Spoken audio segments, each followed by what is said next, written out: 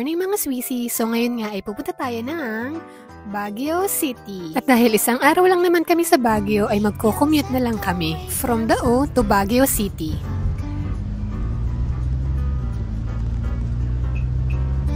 Grabe naman yung tangulang yung binigay sa akin. Nakakaloka, diba? Eto namang isa, nalintik pa ako.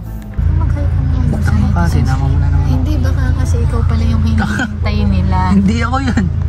Na ano, anong pangalan nun? Yung kapartner ni Julia Barreto? Tanga. Mababash ka.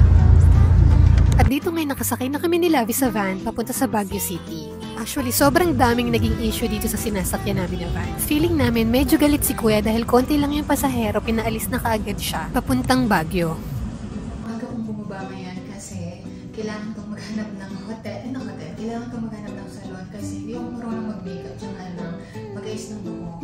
And today is Janelle's wedding. I'm so excited. Kaya kailangan maging presentable naman ako. Mga guys, an update. Wala akong nakitang hair and makeup salon na malapit. So ngayon, yung magme-makeup sa sarili ko is ako. Nag-download na ako sa TikTok. Pero ngayon, hindi pa kasi ako sure kung kaya ko talaga siyang gawin. Pero, tiwala lang. My baby is so foggy today. Oh my God. Oh, Pak! In-game na naman si Ate. So, eto na mga Swissy yung makeup na ginawa ko sa sarili ko. Sana hindi kayo mapangitan. Char! So, papunta na kami ni Hubby sa Baguio Country Club. Nag-taxi na lang kami. So, sobrang aga namin pumunta ni Lavi. Parang 1 hour before yung call time, nandito na kami.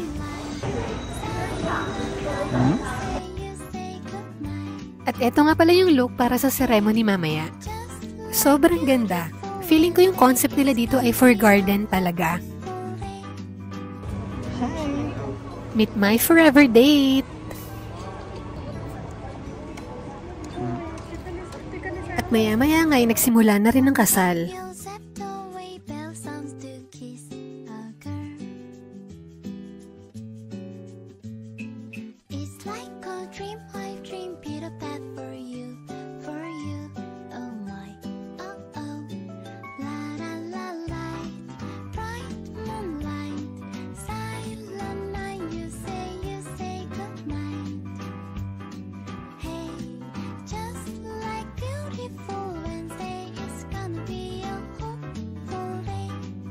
Makahabang buhay, siya at kalungkutan. In all His glory. What covers your head is symbolic of your willingness to submit to yourself. Pero bang pakampo natin yung mga ninong tsaka ninong po natin.